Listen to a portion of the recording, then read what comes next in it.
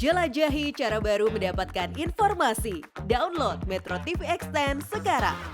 Pemirsa, perkara tindak pidana pencucian uang atau TPPU yang menjerat Panji Gumilang naik ke tahap penyidikan, namun perlu kehati-hatian dalam mengusut kasus TPPU pimpinan Pondok Pesantren Al Zaitun itu untuk menentukan tersangka. Untuk membahasnya telah bergabung bersama kami mantan Kabareskrim Polri, Komjen Purnawirawan Susno Duaji. Selamat malam Pak Susno. Selamat malam para pemirsa sekalian. Baik, Pak Susno, sebelum kita membahas mengenai kasus TPPU, kita melihat dulu kasus penodaan agama. Hari ini tepat 20 hari Panji Gumilang ditahan di Rutan Bareskrim Polri, kemudian berkas perkara juga sudah dilimpahkan ke Kejaksaan. Dari jaksa sendiri kan ada waktu 14 hari untuk melakukan penelitian. Nah, proses selanjutnya mengenai perpanjangan penahanan ini seperti apa, Pak Susno? Polri berhak menahan untuk masa tahap pertama 20 hari. Kalau kurang nanti bisa diperpanjang lagi, nanti kalau kurang lagi bisa lagi minta perpanjangan kepada penuntut umum. Itu untuk tindak pidana yang sudah ditahan adalah penodaan agama. Ya. Memang tindak pidana itu agak sulit ya, maka saya katakan harus hati-hati, profesional, jangan berdasarkan bahwa ini ada desakan publik, ada desakan medsos, ada desakan netizen dan sebagainya. Profesional. Penyidik itu tugasnya adalah untuk membuktikan ada atau tidak ada tindak pidana. Kalau ada, lanjut ke penyidikan siapa tersangkanya sampai proses ke pengadilan. Kalau tidak ada, harus dihentikan. Demikian juga dengan jaksa penuntut, walaupun sudah sampai ke jaksa penuntut, kalau dia tidak yakin, maka dia harus hentikan.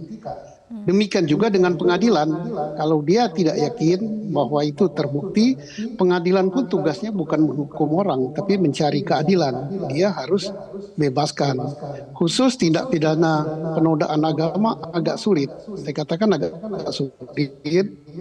Jangan sampai mengadili perbedaan pendapat. Perbedaan pendapat atau perbedaan mazhab atau perbedaan keyakinan itu tidak boleh diadili. Karena kalau kita sudah mengadili itu, kita sudah menjadi sebagai pembenar daripada sesuatu paham agama, dan kita bisa menyalahkan paham agama. Sejak kapan kita diberi otoritas untuk itu? Itu tidak boleh. Baik, Pak Susno. Tadi Anda sempat mengatakan mengenai kehati-hatian. Nah, bagaimana Anda menilai kehati-hatian dari penyidik dalam menyidik kasus dugaan TPPU sehingga walaupun sudah sampai pada tahap penyidikan, namun sampai saat ini belum ada penetapan tersangka bagi Panji Gumilang. Kita akan membahas masalah ini, tapi kita akan ikuti jeda berikut terlebih dahulu.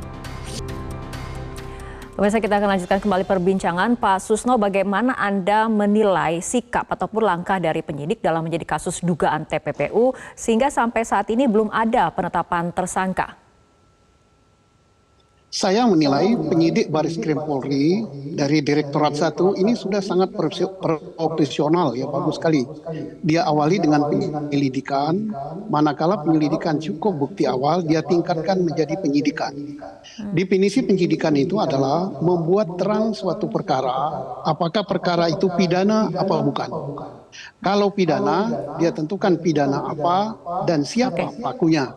Itu yang benar. Jadi bukan menentukan pidana pencucian uang dulu, baru saksinya. Itu tidak benar.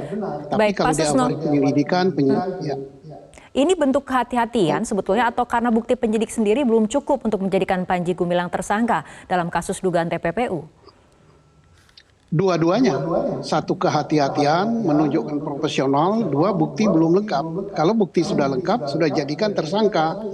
Tetapi manakala sudah ditetapkan statusnya dari penyelidikan ke penyidikan, maka ada dua kemungkinan. Kalau buktinya tidak lengkap atau itu bukan tindak pidana, bisa saja transaksi ke rekening Panji Gumilang itu ada ratusan atau ribuan transaksi, tapi bukan tindak pidana. Maka penyidik harus menghentikan penyidikan. Jadi bagus, langkah penyidik ini sudah bagus. Gitu. Oke, baik Pak Susno, tapi kan sudah ada perkara pelanggaran pasal yayasan dan penggelapan pengelolaan keuangan yayasan, kemudian ada dugaan korupsi dana bos. Sebetulnya fakta-fakta ini bukankah bisa memudahkan penyidik untuk mencari ataupun membuktikan tindak pidana asal sebelum menjatuhkan pidana pencucian uang? Buktikan dulu siapa yang melakukan tindak pidana penggelapan dana bos, siapa yang melakukan tindak pidana A, B, C, D, E, F itu, kemudian dari hasil tindak pidana itu diapakan oleh Panji Gumilang kalau mau menjerat Panji Gumilang sebagai tersangka. Apakah ditransfer ke rekening Panji Gumilang? Apakah Panji Gumilang tahu bahwa duit itu dari kejahatan atau dia tidak? Karena kita buka rekening, kita tidak tahu asal-usul dari uang itu dan kita memang tidak perlu tahu. Siapa saja yang mentransfer ke rekening saya bebas dan saya tidak harus ngecek. Dan rekening kita kan tidak dilengkapi oleh radar. Bahwa kalau radarnya tweet, oh ini dari rampok, wah ini dari korupsi, tidak. Rekening kita kan bebas ditransfer siapa saja. Nah, kalau dalam pencucian uang berarti siapa yang mentransfer duit ke rekening Panji Gumilang dan duit itu harus dari kejahatan.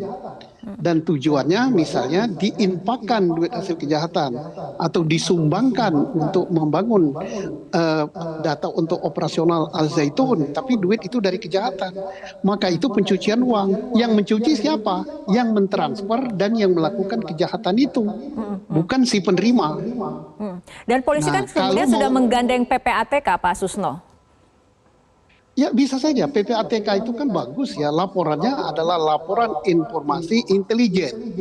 PPATK mencurigai ada seseorang atau suatu lembaga punya rekening sekian banyak, kemudian rekening tersebut digunakan untuk bertransaksi sekian besar, maka itu namanya unusual.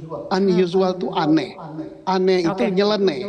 Nyeleneh itu bukti awal, tolong Polri, tolong KPK, tolong Kejaksaan, boleh saja nyidiknya kan, selidiki rekening ini pencucian uang atau bukan.